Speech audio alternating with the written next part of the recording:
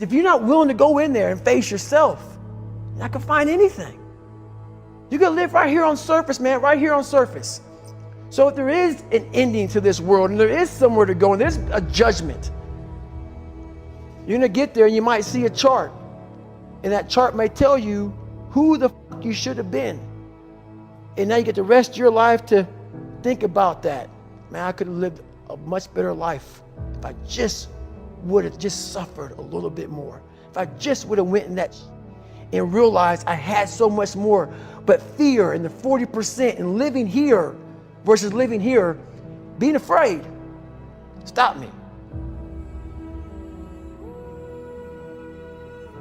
Your biggest enemy, the most important conversation you will ever have in your life is the one you have with yourself. You wake up with it, you walk around with it, you go to bed with it. Eventually, you're going to act on it, whether you're good or bad. You have to. That's why the whole thing about this book I have, it's about you. It is about you. It's strictly about you finding who you are. So many people die, live 100 years, never fucking know who they are. Never know who they are. You have to look in that mirror and know there's so much more in here, man.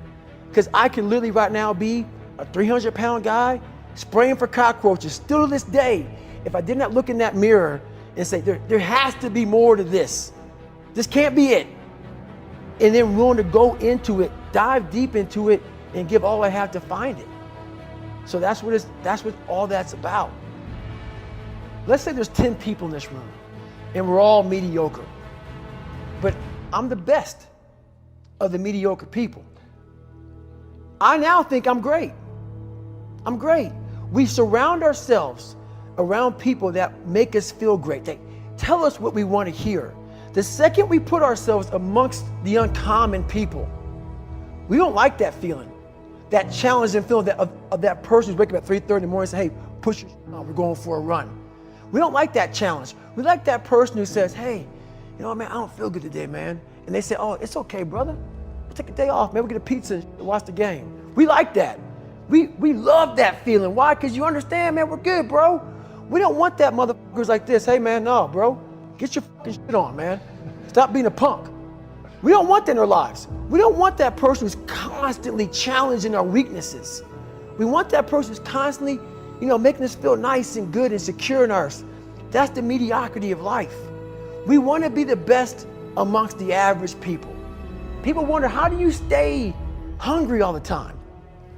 Because after I accomplish something, I don't sit back like a lot of guys who graduate buds, graduate this, graduate that. They get comfortable. They wonder why I'm getting weak, man. I don't know, I lost my edge. What's going on? Because once you hit the top of the fucking mountain, guess what happened? I'm good. I'm good, so you wonder why you're falling down now. Because once you reach the top of the mountain, you got to build another one. That's mediocrity. There's a lot of people in mediocrity who have a nice resume, but they're one-timers, man. They hit a one-time deal, they busted it open, got a lot of money, but they're good. You're mediocre now, man. What are you fucking doing today, tomorrow, the next fucking day? That's why I don't listen to theorists. I don't listen to all that bullshit. I listen to a motherfucker who's like this, man. What's wrong, man? I'm fucking tired, dude. Why are you tired? Because tomorrow, I gotta do the fucking shit again, man. Whatever the shit is that made me fucking nauseous and sick to my stomach, it made me hurt. There's no ending. And that's the person I listen to. That's the person who's gained knowledge. You gain knowledge through suffering. And on the other end of suffering is a world that very few have ever seen. It's a beautiful world because that's where you find yourself. You don't find yourself in over here. You find yourself on the other end. Like the 100-mile race I was on, I ran it for 24 hours. I found myself on the other end of that race. That 19 hours, I found, wow, there's a whole nother world out here that I've never even saw. But the world's in your mind. And that's what all that mediocrity is about. The mind has the tactical advantage over you at all times. At all times of your life, the mind has a tactical advantage over you. Why is that? It knows what you're afraid of. It knows your insecurities. It knows your deep, dark lies. And it starts to push you away from that. It pushes you in a direction that is comfortable. The mind controls everything. So what I realized was that when I was growing up and I was 300 pounds and I got all fat and I got all insecure, I realized that my mind kept taking me in this direction. When things got uncomfortable for me, when I was facing my insecurities, I was facing my fears, my mind said, oh no, we have the tactical advantage. We need to get you, separate you from this feeling over here. Life's all about feelings. We want the happy feeling. We don't want that feeling of this sucks. If in that moment, you can answer those up questions and you are now in charge of your brain versus your brain ruling you, that's where all that stuff comes from. So the 40% rule is all of that. You get to 40%, your brain says, we're done. Let's roll, man. This is starting to get painful. This is uncomfortable. So you sit down. You have to figure out ways, and everybody's different. That's how the book kind of talks about, like we all have these things about, 5 steps to this and 4 steps to this. It's a lot more than that. That's all bullshit. It's a practice that you have to, it's a habit. So if you know that at 40%, I'm feeling pain. At 40%, I'm feeling pain. That's where the 40% rule kicks in. Now it starts. Okay, I'm feeling pain.